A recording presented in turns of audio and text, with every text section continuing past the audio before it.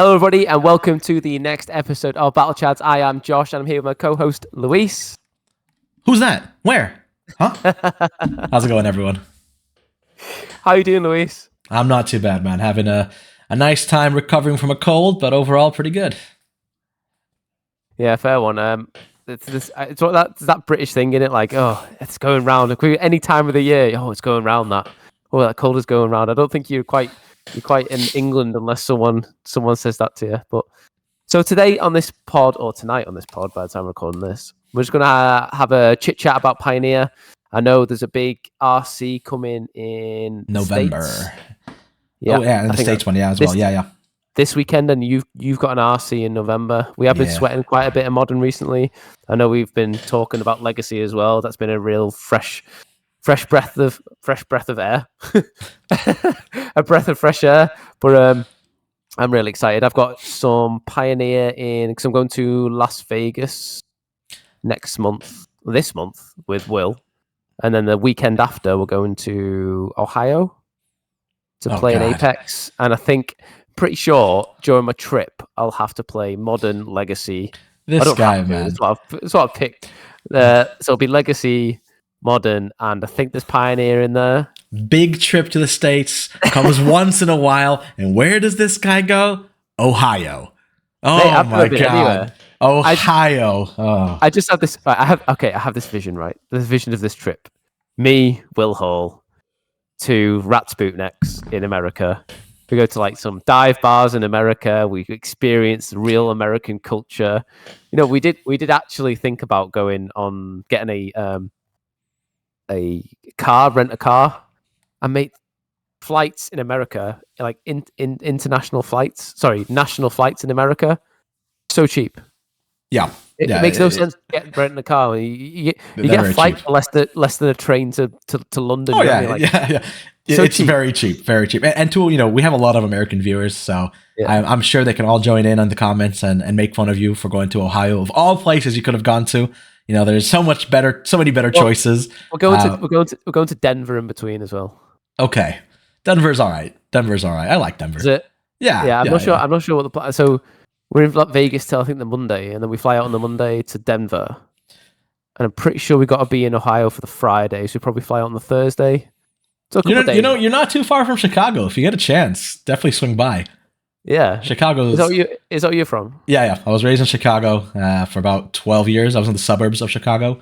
A burbs kid, as they say. Burbs. But it's a nice place. There's don't go to the south side of Chicago. It's my one big recommendation. Especially you. You'll definitely find trouble. You find trouble no matter where it is. So just don't go there, please. Oh mate, my personality, I'll find trouble absolutely nowhere because. Oh yeah, I'm sure. You and Will Hall in south side of Chicago. I couldn't imagine better people to be with for that. Oh God.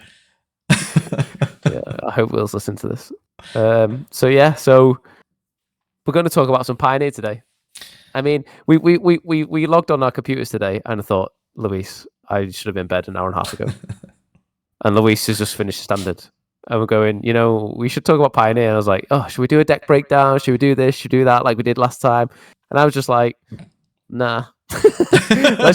let's just openly talk about what we think of the format, what looks good, what looks bad, what cards you should be thinking about playing. And Luis is obviously, this might be a good exercise actually for you, Luis, because are you decided on a deck yet for your RC? Not 100%. There is 3 main standing decks for myself when it comes to the RC. There's still a lot that's coming up with Dustborn. People are finally starting to invent new things, try new things. Yeah. I myself am brewing things and just testing what's strong, what feels good, and what might just not be good enough for the format. The main 3 decks that I'm looking at are Rakdos Midrange, Arclight Phoenix, Blue-Red Phoenix, and potentially even Blue-White Control, because it's just in a very good spot. I'm not a Blue-White player. I don't generally like playing it, but I can do it. I know how to play it.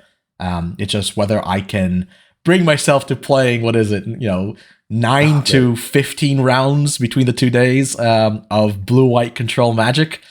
I don't think I have it in me. And the mirror, mate. You're gonna face the mirror. Exactly. And I wouldn't want to be doing that. it's just I don't think it's where I want to be. So it's the least likely. I did have Rakdos aggro in there for a while, but I just don't like this deck that goes so hard all in, and it plays so badly against two decks that I really enjoy, which are Rakdos midrange and Phoenix, because both of these decks do really well into that because they have so much removal. But it does punish a lot of the more middling decks. It punishes blue-white a decent chunk, or decks that just do nothing, right? They just draw a bunch of cards and then are trying to assemble a combo. So there's reasons to play it. I know my good friend Dan, we had him on the podcast before. He's currently on Rakdos aggro. I might go to it, but I think right now it's mainly between mid-range and Phoenix, potentially blue-white. Those are the decks that I'm looking at. So should we talk about Rakdos colors a little bit? Because there's quite a few iterations of Rakdos I've noticed. So you've got the Prowess deck that I've seen quite a lot. I remember when we jumped on the Battle Chad's testing group the other day, I saw one, I think it might have been where we saw Dan play the Prowess, the Red Black Prowess deck. And it didn't look that good, but like Ember Heart Challenger in that deck, when you can go off, can potentially be really explosive and really powerful. But I think if you can find a deck or have a strategy which fends off that initial assault, then the deck sort of runs out of gas and seems pretty weak. So that's sort of like the red black pure aggro version in those colors. And then, like you said, you've got your mid range version. What sort of how does that look then? So it mainly plays your usual, Blood Tithe Harvester. He's a mainstay of most Rakdos decks this day that enjoy mid-range kind of gameplay. It uses top end usually with Archfiend. The 4 mana 6/6 that if you don't either kill your opponent or they kill it within a few turns, you die. But he's very good because he punishes creature decks. Very good into Jund, Sacrifice. And it's just a 6/6 beater in the air. Very big stats for a 4-drop. And then it has a good chunk of removal spells. Fatal Pushes, Go for the Throats, that style of gameplay. So very Jund-esque for like modern Jund, if people know that style. And it has, I think it's usually between 5 and 6, maybe even up to 8 hand hate spells. 4 Thoughtseize and 2 or so Duress. And it plays that kind of game plan of I will efficiently remove whatever is in front of me, and then play some decent sized creatures like Blood Tithe, Graveyard Trespasser, and then finish you off with either Shieldred or Archfiend. A lot of versions have dropped Shieldred for now. I think she's starting to see a rise because of the rise of blue-white, because Archfiend is admittedly pretty mediocre against blue-white control. But that's the style of gameplay you can expect. It even has a K command, which I'm known to love. I love that card. That's the style of deck to expect. Yeah, that seems pretty solid, and also rewards tight plays. I think. Yeah. I think if you know what you're doing, you know what you're playing around, you can assess threats and all that good stuff. I think that's a really solid deck to bring. But you've also got in the red black colors, you've got your combo deck in Transmogrify, which sort of plays the same sort of mid range package of Fatal Pushes, Go for the Throats, all that sort of stuff. But then has this big end game plan of I'm going to kill you with Atraxas or Archons, whatever they play. And the new hotness as well. Valgavoth, I think is his name. Yeah, Valgavoth, The 9/9, which whenever something goes into your opponent's graveyard, it gets exiled instead under Valgavoth's effect. And then on your turn, anything that was exiled by Valgavoth, you can play it by paying life instead of its mana cost, which is, well, as we know, free spells are pretty strong in Magic. And he has a very big protection as well. Ward, sacrifice 3 non-land permanents. So it's not an easy card to remove. No. You can have removal spells and things like that, but aside from a Wrath, it's very hard to remove them. Very tough creature to beat. And he's a flying lifelinker. Yeah. And it means like in a deck of Thoughtseize as well, you can have this out and then Thoughtseize your opponent. Oh, I quite like that big dirty card you're trying to play against me. Discard that, and then I'll just play it by paying life. That I've just accumulated from hitting you with a 9/9. Yeah. It's a very, very big I win button in these big fatties that can reanimate. Yeah, but you know what is cool as well in the red black colors, that Tree of Perdition deck. So that's really sick, I think. So the game plan of that is you've got Tree of Perdition, which is a defender 0/13. and then you can exchange target opponent's life with Tree of Perdition's toughness. So what you do is you discard that through Fear of Missing Out, that new card that's come in. Enter the battlefield, you can discard a card, draw a card. So you get rid of it, Fear of Missing Out, or you play Fable as well to cycle through your deck. And then you exile it with Agatha's Soul Cauldron. And then what you would do is you would put the counter on something like Voldaren Thrillseeker or something. Something small. You sacrifice it. Yeah. Something small, yeah. You sacrifice, you activate it. The target opponent has 2 life then, and then you just finish him off by sacrificing your creature to kill him. It's a really cool little Agatha's Soul Cauldron deck that has been doing pretty well. Yeah, that deck popped around for a while, and people thought it was a bit of a meme deck, but it started getting. It just has a good package, right? People thought it was memes at first, but turns out you have the usual Rakdos mid-range package of removal spells and hand hate effects. You put in just a decent amount of creatures that hit relatively hard or hit well, and then you have this combo that if they refuse to interact with you, you will just get them. It's relatively easy to do. Something like a turn 1 Thoughtseize, turn 2 Fear of Missing Out, discard tree, turn 3 Agatha's Soul Cauldron, put it on the Fear of Missing Out. Look, they're on 3 life. Sack it, boom, 3 life, and now find one of 1,000 different ways to kill them, and that's it. Game's over. It's relatively quick. Do you know it is a good Thoughtseize deck? Oh no. Don't do it, Josh. Don't do it. Stop it. No. It's Greasefang. It's been doing okay. And it's adopted. So I've seen some lists. There was a list by someone called _ Batutina. I'm not really good at words I'm not familiar with. That the viewers know. Yeah. And they are playing that Overlord card, the black one, the Overlord of the Baelmork. Yep. Baelmork, is it? Yeah. But also the Beetlejuice package of say its name and Altenac. Oh, God. Which I think is pretty Why sick. are you this way, Josh? It isn't a Pioneer podcast without you mentioning Greasefang and having like a monologue about it. You know what? Right, okay. So I really like a pet deck. Like I love a pet deck. And I just think my pet deck in Pioneer is just a good pet deck. You know what I mean? Yeah. You know what? I'll give it to you. It's better than your old obsession of Infect, so that's fine by me. Mate, I did well with Infect until... No, stop it. Just stop talking. Stop. Just continue about Greasefang. Go ahead. So yeah, it's playing like the typical, Greasefang of I'm going to do a mid-range thing, I'm going to do an alternate game plan, and if you don't respect my combo, it's going to get you. And this is just like alternate ways of attacking now. Where do I fight the combo element? Do I fight the Beetlejuice element, or do I fight the big dirty 5/5 that's going to come in impending at any minute? It's that kind of thing. And yeah, I think it's really cool. I think it's sweet. But you are known to be a Phoenix player.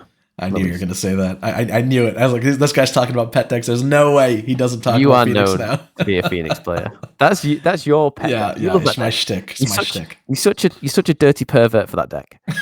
And I thought after the bans, right? So the bans shook up Pioneer quite well. And but the let's not mention Commander, by the way, when we're talking about bans, because that is a holy hell of a mess.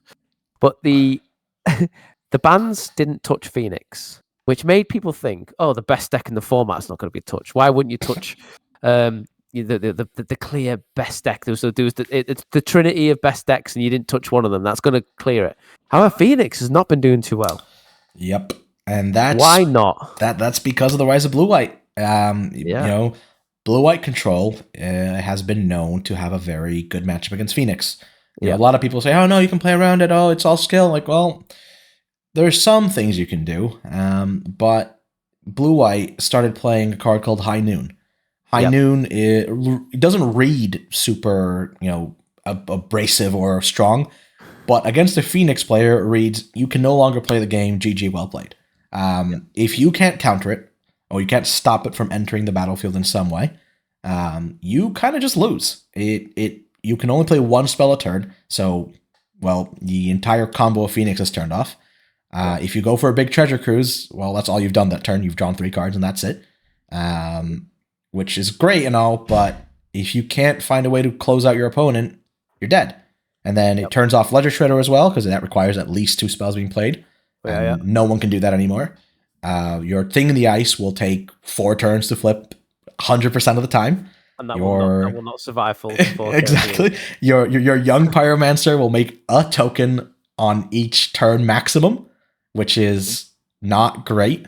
And during that entire time, the blue-white player will go, I will Supreme Verdict and then Memory Deluge on your turn, and then just use my lands for advantage because they have a bunch of lands that do stuff, and you just sit there like an idiot doing nothing. It's very hard to play against that card. And sounds like you need more Brazen Burrowers. yeah. And even with bounce spells, you can bounce it, but then what? They're just going to play it next turn. It costs 2 mana. It's not hard. In your deck full of creature removal spells and not counter spells. Exactly. And if you try to bounce it when they have mana up, they'll counter it, and then neither of you can do anything. And that's to their advantage. That's what they want. No one to do anything. So it becomes this game of really unfavorable timings for you. You can't tempo them out because it's really hard to tempo when you can't use your mana. And most of the cards in blue-white are quite good against you. They have 1 million different sorts of ways of exiling your stuff, which is exactly what Phoenix doesn't want to see. Some play Rest in Peace, some just play 2-3 Supreme Verdicts or Farewell or things like that, and it becomes really difficult for you to get anything done. You know what? And that's the problem.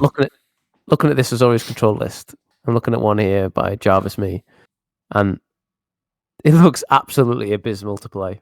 And also play against, it has 1 win condition, maybe 2, and it's just literally counter spells and because obviously we're modern and I like Legacy, and the control decks there play had way more threats, way more obvious threats. But this just looks like a big pile of you can't play the game. It's very much like old modern blue-white control. Where it was, very much so. I am going to defeat you with a single Celestial Colonnade. Everything else in my deck just stops you from playing the game. Yeah, that looks awful. That's kind of how the decks play out. They either beat you with Teferi and then you have no permanence left in the game and you just lose, or they beat you with maybe a Hall, maybe a Restless Vantage or whatever they're called.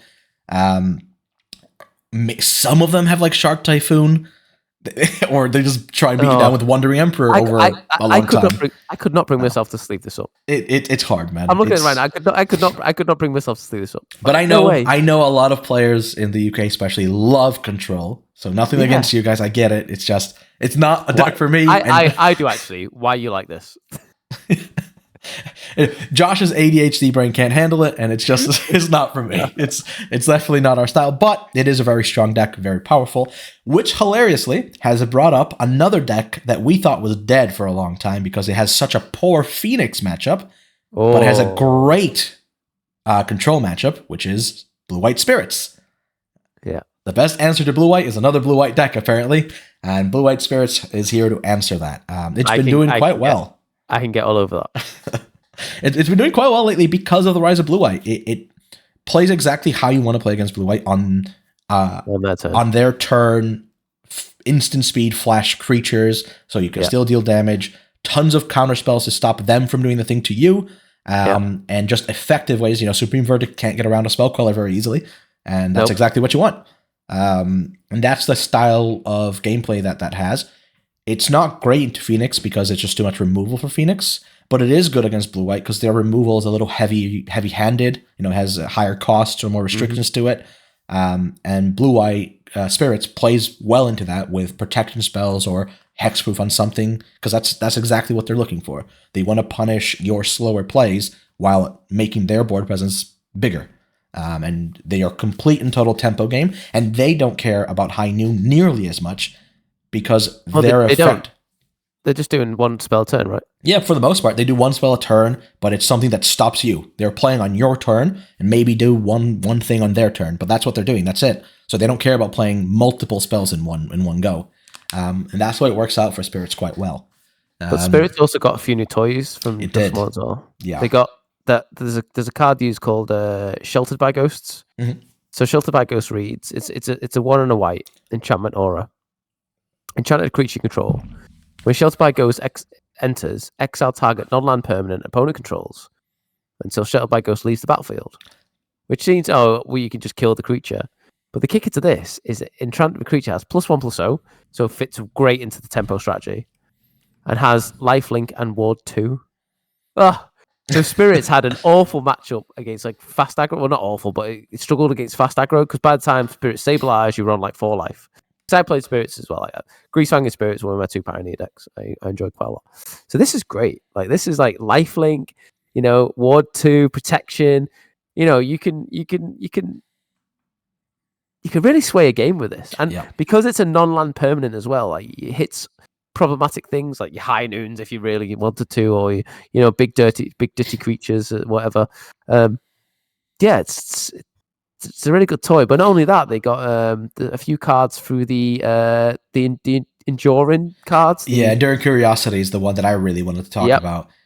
Enduring Curiosity, and there's the white one as well. Yeah, one of the main problems Spirits always had is, while it can play the tempo game relatively well, if you get ahead with too many cards, like Phoenix does, it gets really hard for Spirits because they can't catch up. They don't have as much draw. Sometimes they played those crappy middling enchant 1 creature, and if it hits you, it draws a card kind of effects, but that leaves you blown out to removal. Well, now they have Enduring Curiosity and Enduring Innocence, which Curiosity is a flash 4/3 blue creature, and it reads, whenever a creature deals damage to an opponent, draw a card. So this is not a once per combat effect. This is for each creature that's smacking your opponent. So if you have 3 creatures that just hit them and this is in the field, that's 3 cards you just drew. That's insane. That's sick. And if they kill it, not exile, just kill it, it comes back and it stays as an enchantment. It's really hard to remove for non-white decks. Having Flash is so good. And then Innocence is a 3 mana, so white, and 1, for a 2/2 lifelink creature that reads, whenever another creature that has 2 or less power enters the battlefield, draw a card. Same thing as Curiosity. When it dies, it comes back as an enchantment. So these are 2 very strong card draw effects to keep you going, keep gas in the tank, and it just keeps you alive. And most of Spirit's creatures are 2 or less power. They're small, tempo-based creatures. And this is exactly what you want. This is like, these cards are perfect. There's also a really good board wipe that they're using as well. I know we're jamming on Spirits quite a bit, but I think this is pretty cool. Called Split Up. Yeah. Now, Split Up is a sorcery, and it says, choose one. Destroy all tapped creatures, or destroy all untapped creatures. And what this means is that after your opponent's attacked all the creatures and it's your turn, you can untap, wipe their creatures, then attack. Alternatively, you could attack, wipe the untapped creatures, and your creatures will live. And Spirits has tapping creatures as well. So you get to choose if your opponent's creatures are tapped or not, which is insane. That's great. That's exactly what a card like Split Up wants. And it's it's a cheaper, big wipe removal, and it's really helping Spirits get back into the meta, which is nice to see. So we'll see if they can keep it up, how well they show up against other decks. I can see them having a bit of trouble against the removal package of Rakdos. However, Rakdos can't remove enchantments, so not very easily at least. So I think Spirits is honestly doing a very good job at coming back right now. How are we feeling about the Hidden Strings combo deck? Good old Lotus Field.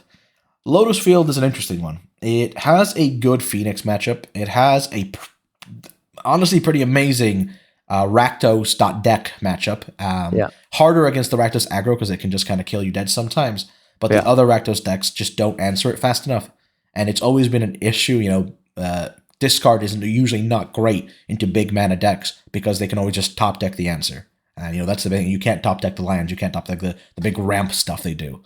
And that's where Lotus Field really shines. It can just get you dead suddenly from nowhere. You can, maybe you destroyed their hand, but they've already got their lands behind them. They draw 1 card and it's over. You're dead.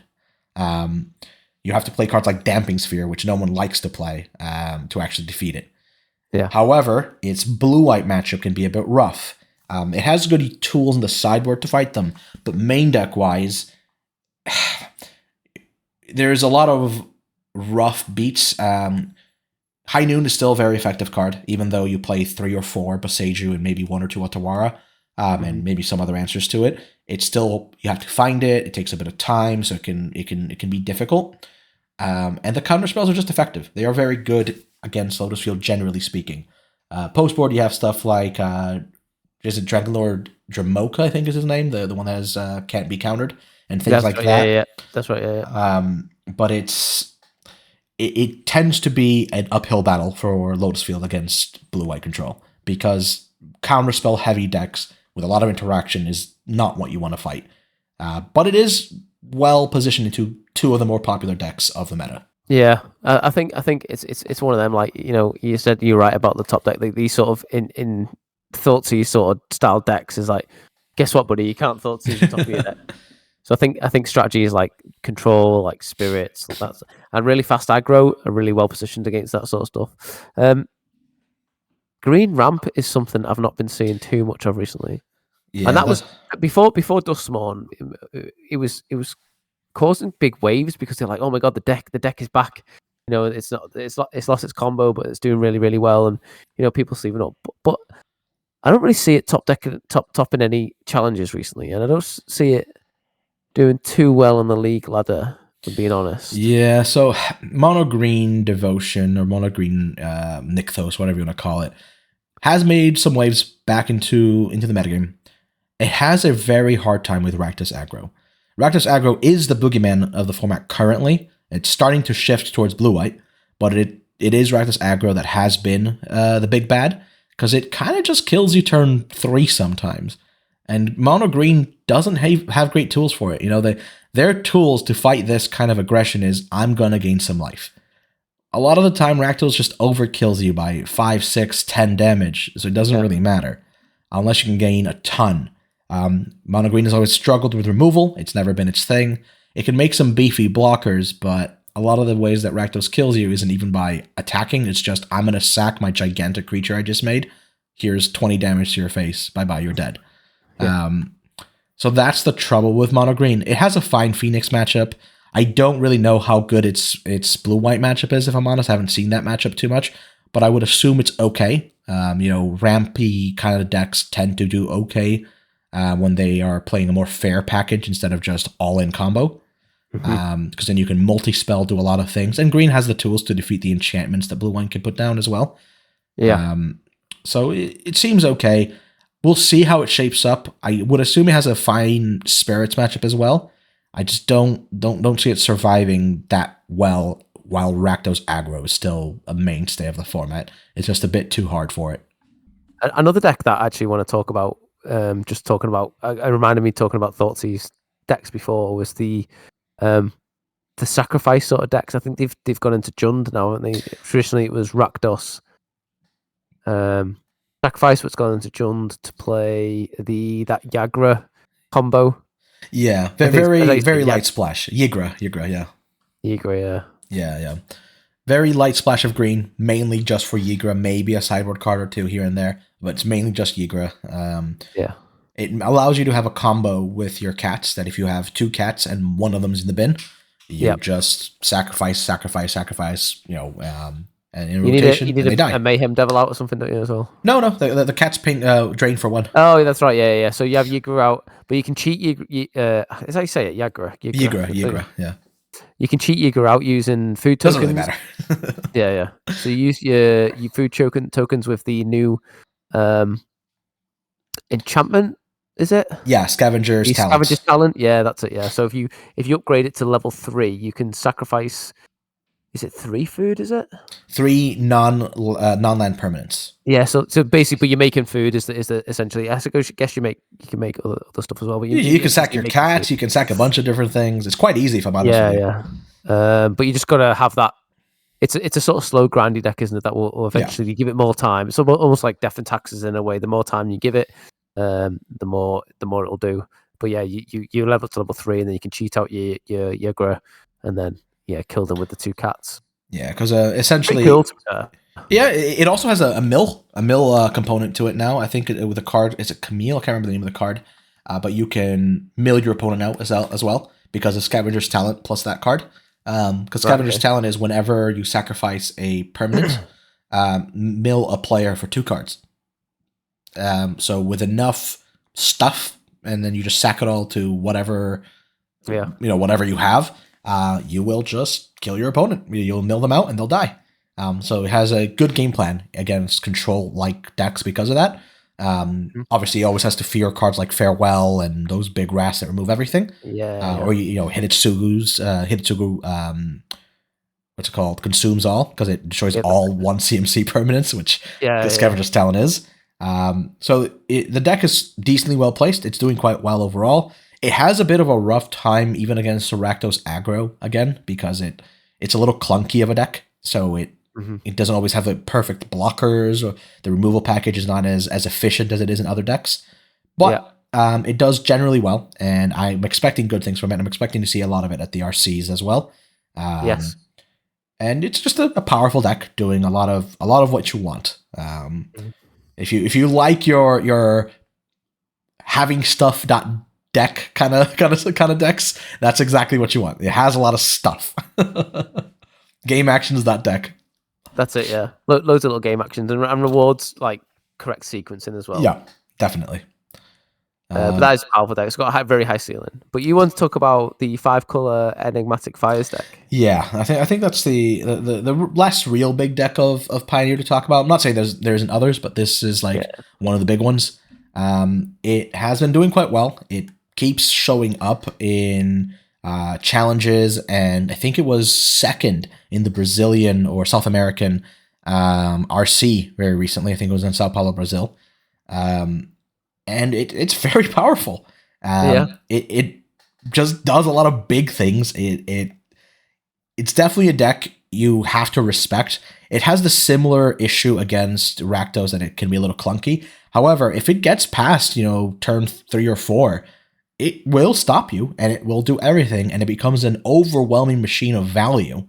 It's akin to the Bring to Light decks that they just do a lot of everything and will find a way to stop you if you haven't stopped them early enough. And that's these kind of decks. It's a very scary deck. And it's getting a lot of new tools all the time because it just does a lot of everything, and it loves more enchantments existing. Now that you can play these like creature enchantment things, so it's a bit more effective. Dustborn was a great set for it. And that's what we're looking at. These are the mainstay of the cards or decks of the format. This is what we're expecting at the RCs. If you're really planning for the RC yourself, this is probably what you should be looking at. Obviously, keep looking for new decks to come. I'm expecting maybe something from the Oculus card, Born Oculus, as that's making waves everywhere else right now, both in Standard and Pioneer. I'm so happy I bought mine for £9 each. Yeah, they're like 30 now, and it's insane. It's ridiculous. I'm so sorry for anyone who missed the train on that card, because Card is good. I literally bought the last one I needed yesterday for like £9 on, I think it was like Troll Trader or something. And here it is for 30 now. That's disgusting. Cardboard is too expensive, man. This cardboard money. But that's what we're looking at. That's the Pioneer breakdown of everything. I know it's been quite a conversation we've had about these cards. We just sidetracked. So I've had a pretty busy weekend. I don't know if you know that. I probably should have plugged this actually, but I help run the local gaming scene in West Cumbria, because up until recently we've not had an LGS, but an LGS is actually just opening up. Oh, hopefully that'll be exciting. So RCQs in Whitehaven will be very sick.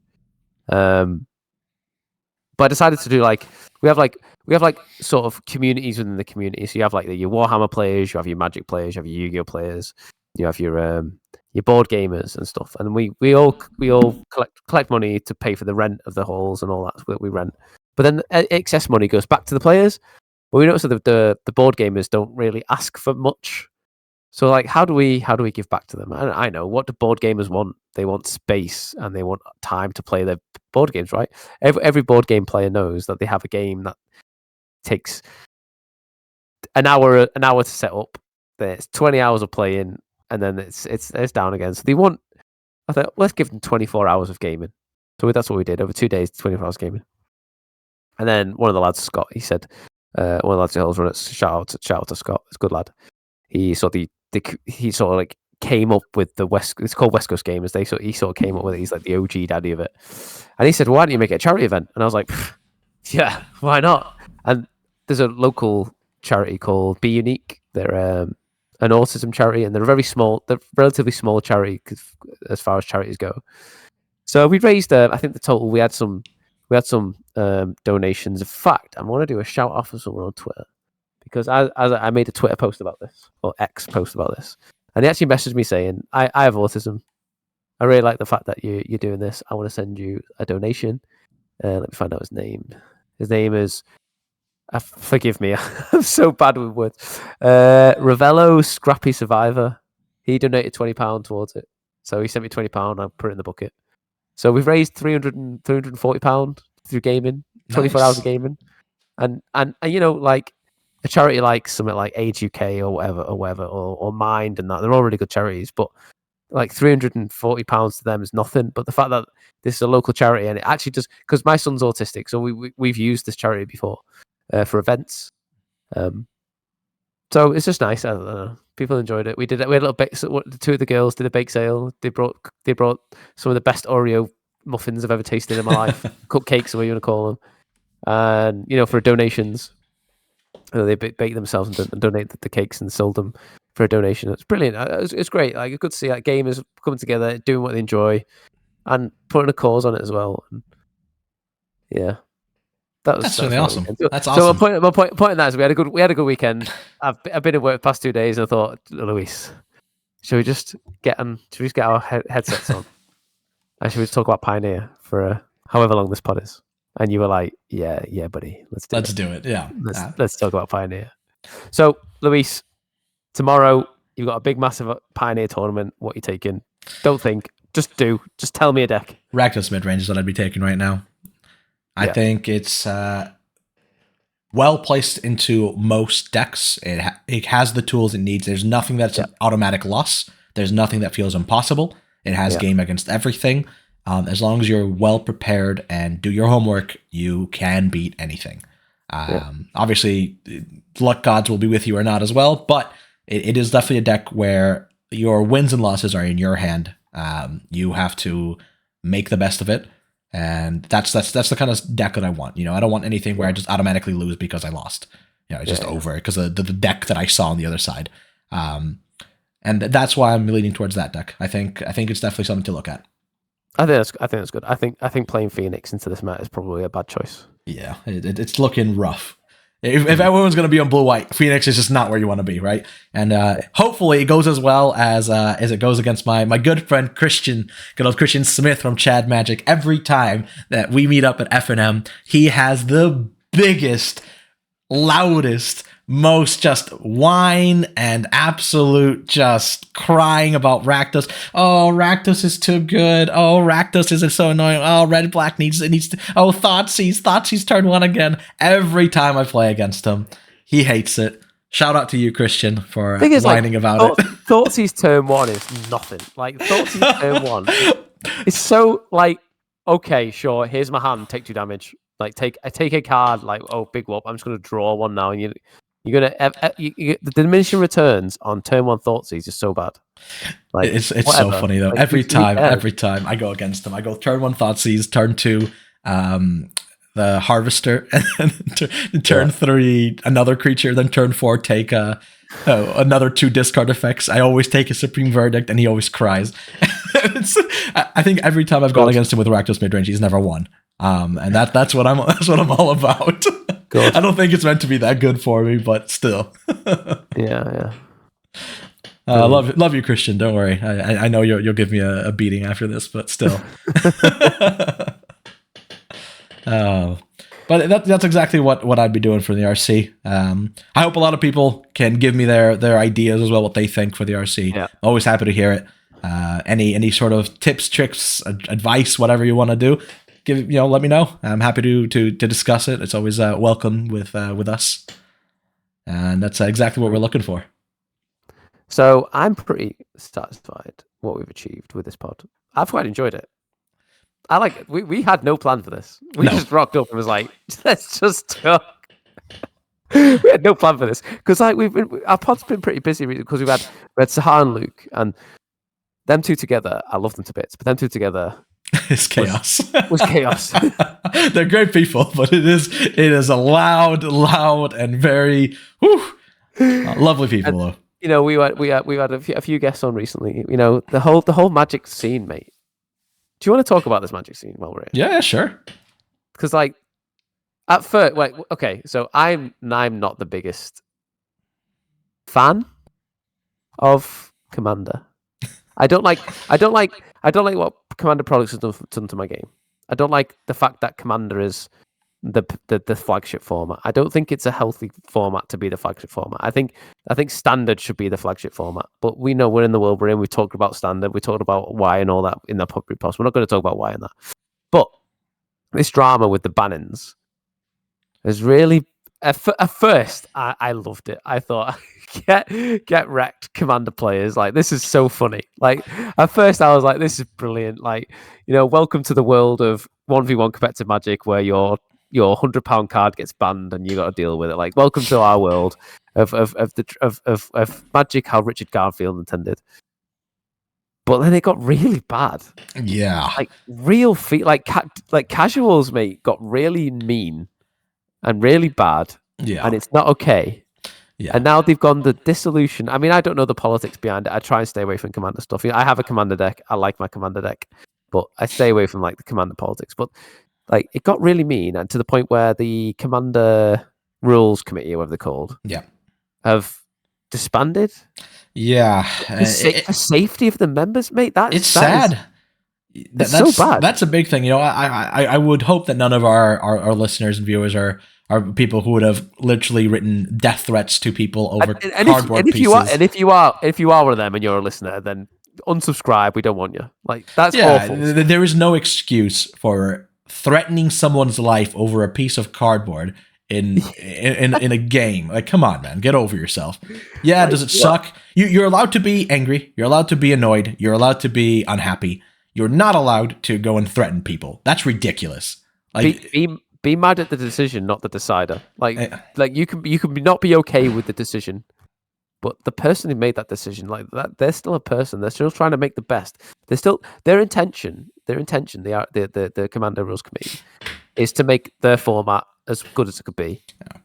It's got massive inherent flaws, Commander. It's akin to like calling a customer service place and yelling and berating the worker because of whatever decision that was made up top. It's ridiculous. Like, what are you doing? Like, how does that help anybody? You know, like, you can be unhappy with things happening, and definitely you can express that in a healthy way. Say, hey, I think this is a really bad choice. I really dislike it because of these reasons. What you shouldn't be doing is, you know, threatening someone, you know, with either physical or verbal abuse of some sort. That's never okay, and it's never going to be okay. No. And you know, I do understand how it sucks to have things banned out of you. I've been there when I first started Modern. Faithless Looting got banned. One of my favorite cards ever.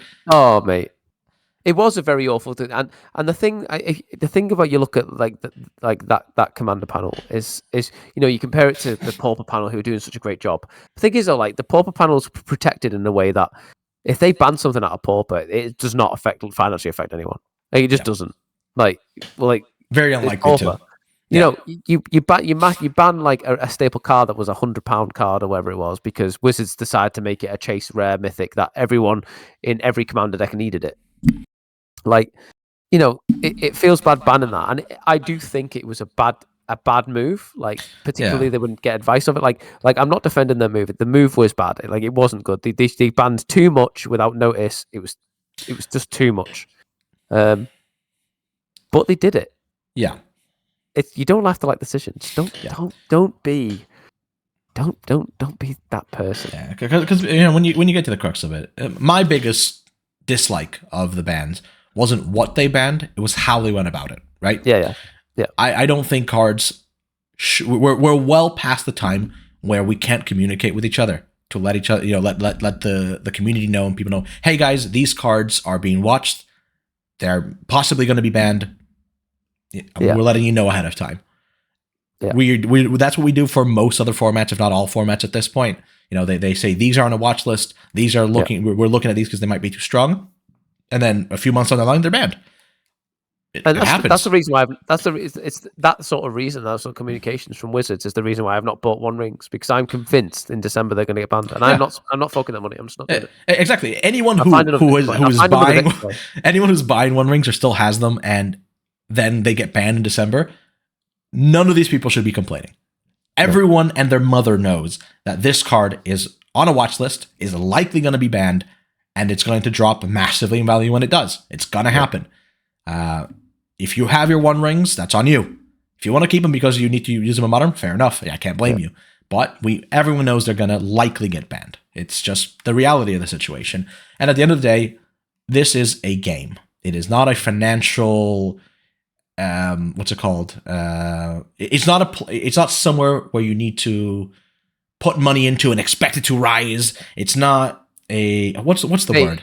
Looking at Magic for like a profit, or looking at Magic to get positive EV. Sorry, it's not the stock market, right? So we're not finance bros. Yeah. We have said in the past that Magic is not dead money. It's not dead money, like it not fully anyway. But if you expect to play Magic and come out with a profit at all times, that's cringe. Yeah. If only it were so easy that you could put money into anything and always come out with profit, right? Wouldn't that be amazing? I mean, it's always worth, you enter a tournament to get good prizes. Yeah, fair one. But you shouldn't be looking at Magic that way, right? It's not what it's for. You're more than welcome to be sad and unhappy about losing money and cards being banned and all that stuff. It happens, and it's gonna happen. I remember when the same time Faithless Looting got banned, Mox Opal got banned. Sorry, Mox. Was it Opal? Yeah, Opal. Yeah. And when that happened, it sucked. A lot of people lost a lot of money. It was a hard time, but people got over it, and so be it. I think just the last point I think we'll make on this before because I think we've got our main point across is the fact that I think the feel bad comes from the fact that, say, I heard a podcast. I think it was I don't know what podcast was listening to, Eternal Durdles maybe, where they said they had a guy on. He said it's almost akin to I spent £100 to play this card, or I spent £100 to enter an amusement park ticket, for example. So I have a £100 battle ticket to get an amusement park, and I get to the front queue of that amusement park, and I've said, "Oh no, you can no longer come to the amusement park, and you can't have your money back." And that's where the feel bad comes. Like, you've paid £100 to experience this card, to play this card, and now you can't. By the way, you still can't in your casual format where you go around with your mates and be like, "Shall we ignore the ban list?" Sure, you can still play it. More than welcome to. Just thrown out there. It's a casual format, social format. You can have that Rule Zero thing. It's still bad. Be kind to each other is what I'm trying to say. Be nice. Yeah, because that's what we really mean at the end of it, right? There's a lot of politics, a lot of opinions, a lot of stuff. It doesn't really matter what you or me or anyone else thinks. It is what it is. This is where we are. Just be kind. Don't be giving out death threats over a piece of cardboard. It's not worth it. It's not good for anybody. So don't play do it. 1v1. Play 1v1. Yeah, play 1v1. Play 1v1. Listen to Battle Chads. Play some Pioneer. Qualify for your RC or whatever. Play some 1v1. I feel this is at the level playing ground. There's the ban list is the ban list. There's no the level playing ground is we're both there to win as efficiently as possible. Yeah, exactly. And you're welcome to hurl as many insults as you like at Josh. He doesn't care. Yep. Give them to me as well, no problem. And we'll happily hurl them back at you, no problem. So, Luis, ending on that high, be nice to people. Is there anything you want to add to this pod? No, I think that's perfect. It's just the usual. Don't forget to like, comment, and subscribe. Leave us your biggest, best comment below. What are you going to be playing at the RC if you're going? What would you play if you were going? What do you think the best deck in Pioneer is? Give us your thoughts and share some happy, fun memories as well if you like. Of cards that were banned not long ago. Tell us what the best thing you did with them is, because why not? And that's exactly what we want. Just positivity in the community, and that's what we're hoping for. Cheers, everyone, for listening, guys, and we'll see you next time for more Battle Chats. Take care. Bye.